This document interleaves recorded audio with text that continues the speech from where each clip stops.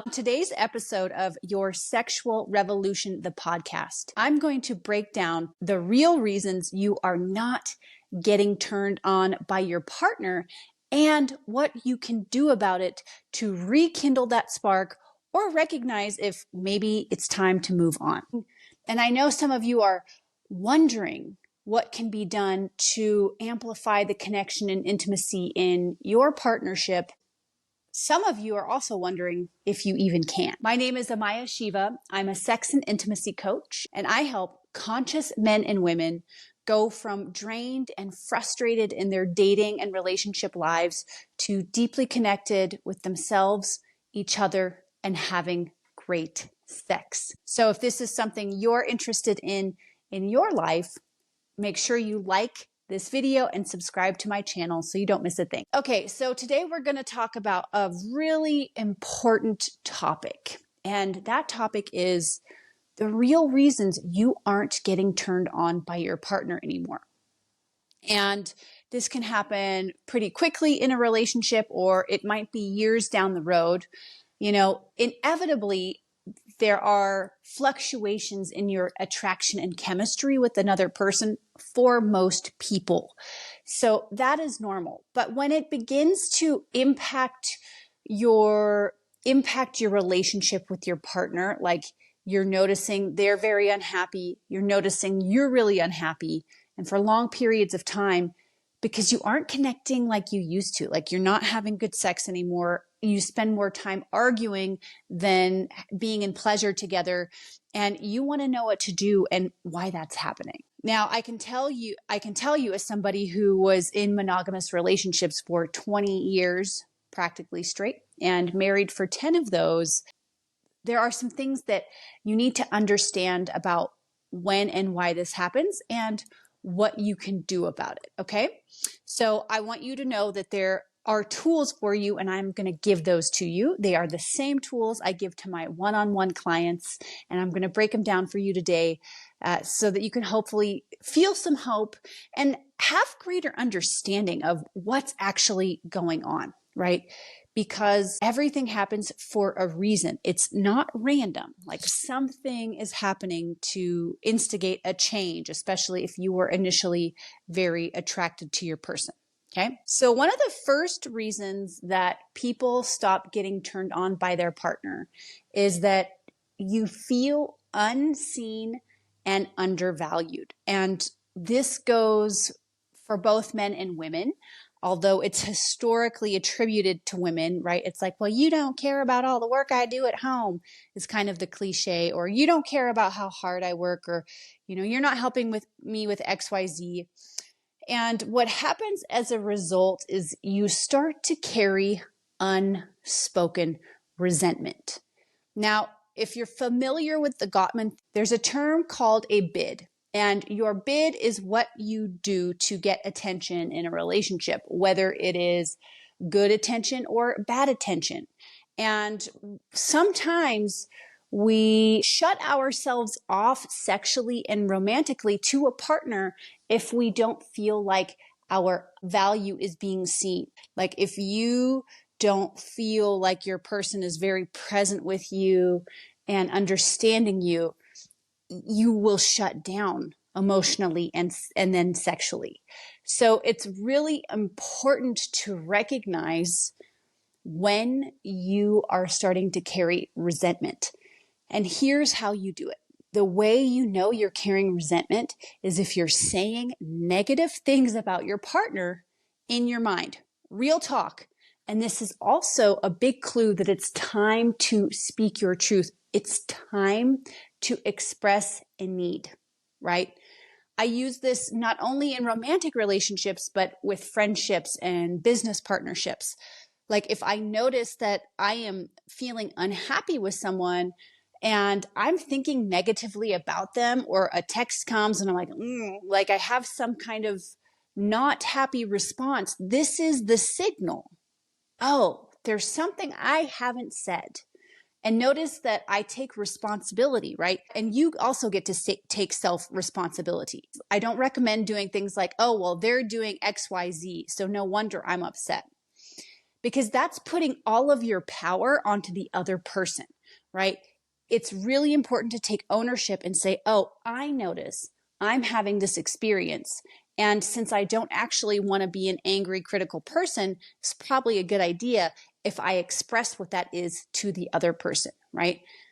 I promise you, unexpressed resentments, unexpressed sentiments will kill your desire for someone because you'll start to associate them with negative emotions, right? This is one of the biggest reasons that people stop getting turned on by their partner. So it's time to start speaking up. One other thing I want to add here is that it's really important to express how you prefer to be loved, and that you are willing to love your partner the way they prefer to be loved, if it is within your boundaries and consensual.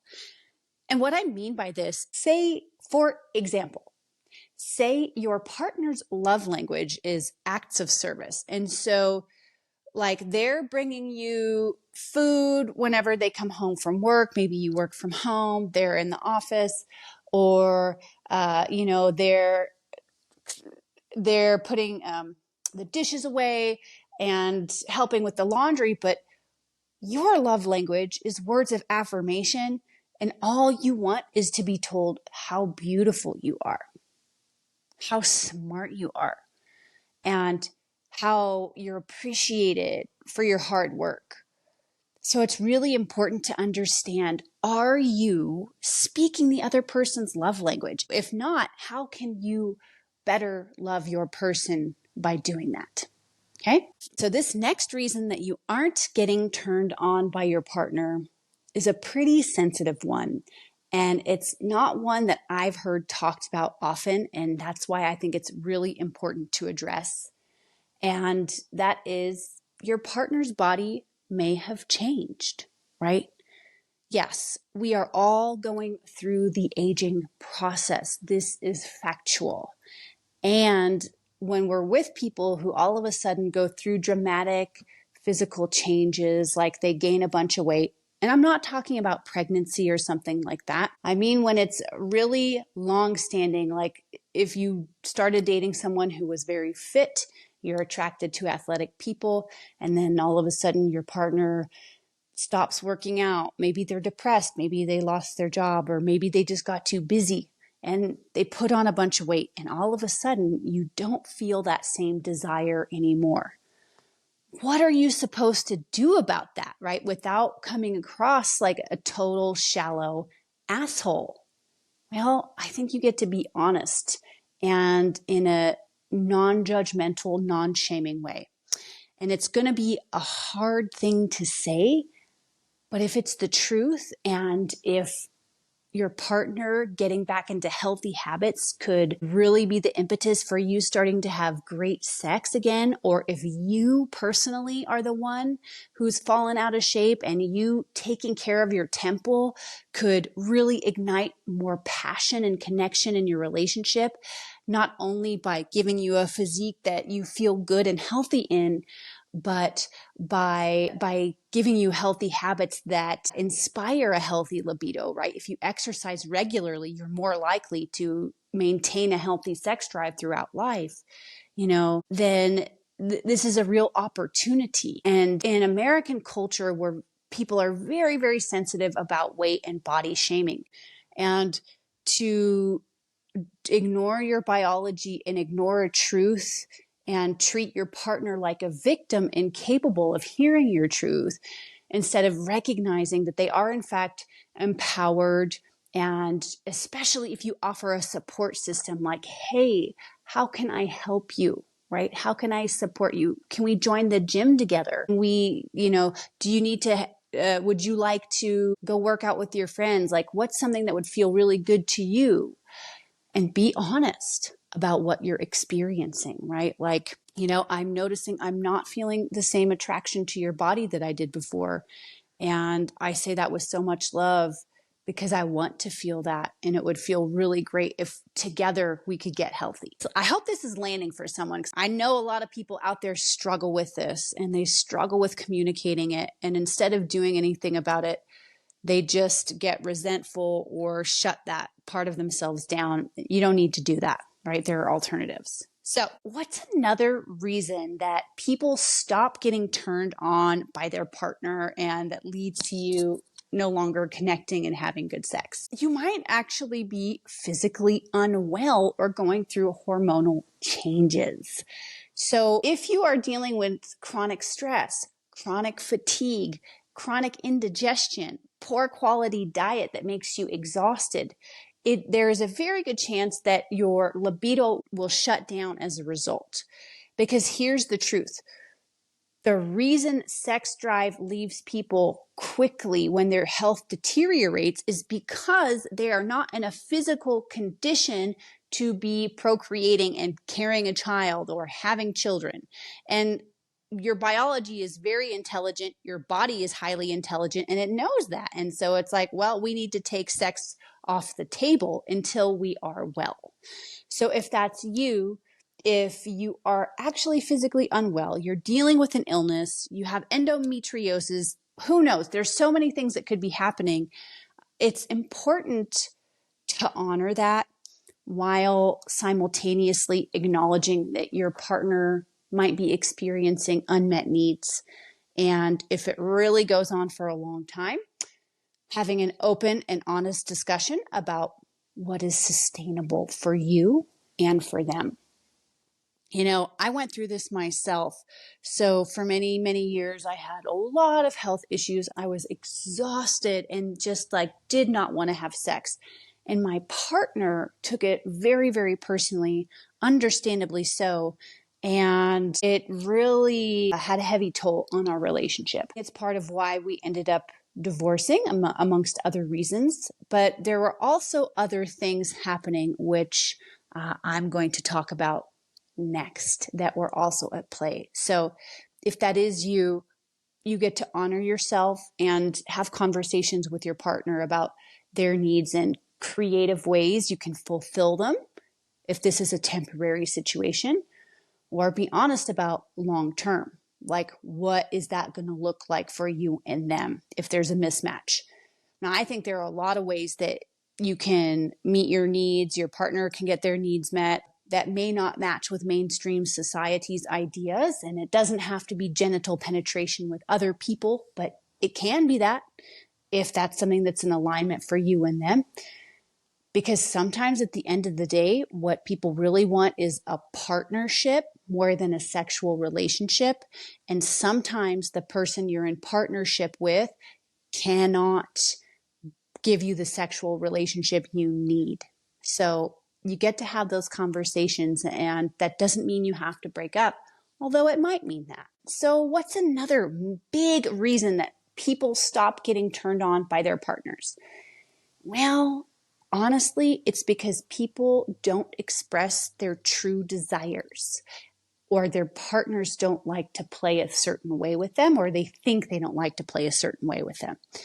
Now, I went through this myself as well before studying the erotic blueprints and the other just incredible breadth of sexuality, of learnings about sex and trainings that I've gone through. I thought something was wrong with me because I didn't fit into this like Hollywood, oh, let's make out and then I'm ready to fuck kind of thing that you see in the movies. And that was that was my model of sex. I didn't see my parents having sex. I only saw people having sex in movies, and that's how it is. It's like, it's super hot or it's clandestine. And it's like, yeah, once I learned that I have a specific set of needs, especially for emotional safety and connection, and feeling like my partner is a provider, feeling like my partner really cares for me, I need those things to get turned on. Not everybody does. And I need variety, and you might too.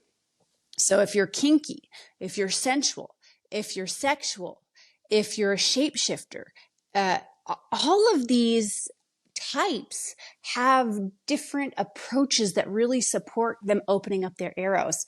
And if you're not playing in that realm and you're not bringing variety into your sex life, well, it's going to feel monotonous and boring. So being willing to go out on a limb and share what you actually desire is really important, so that you can see, like, is it actual incompatibility, or is it that like my partner doesn't even know what I like because I'm not telling them and I'm scared to because I'm ashamed or embarrassed?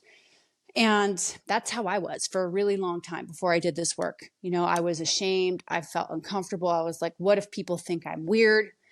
And at the end of it all, I just realized that it's okay if people do. And it's okay if I'm not for everybody, because I need to be myself fully and unapologetically so I can attract and align with the people who are a yes to that. The more you repress your true desires and needs, the less likely you are going to find someone who aligns with them, or that you're going to have those experiences and desires fulfilled.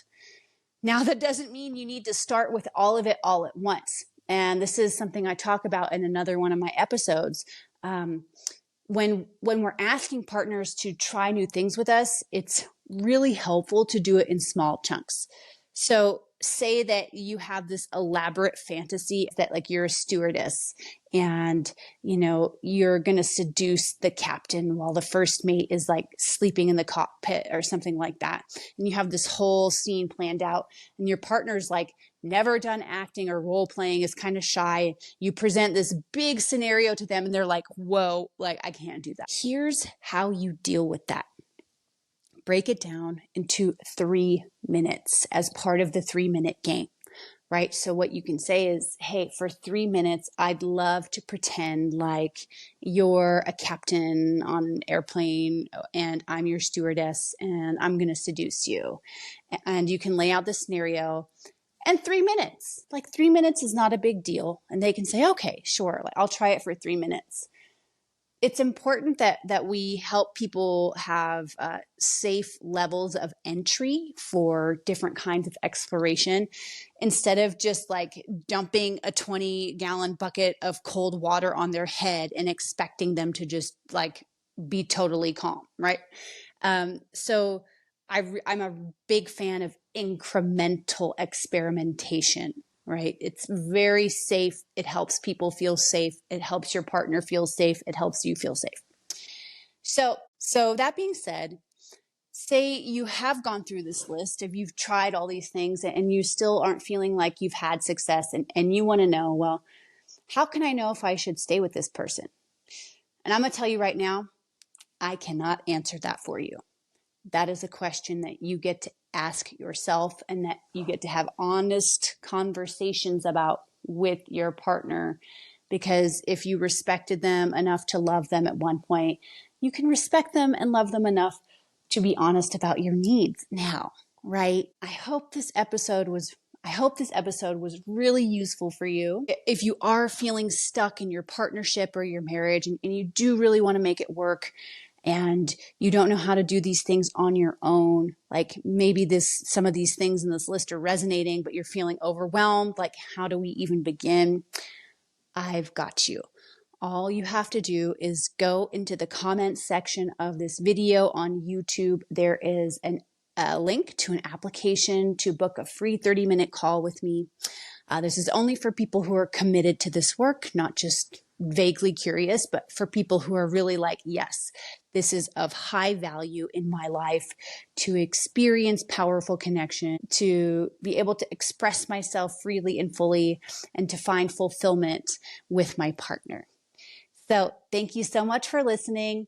I can't wait to see you all very, very soon. And I hope that you're having a blessed day.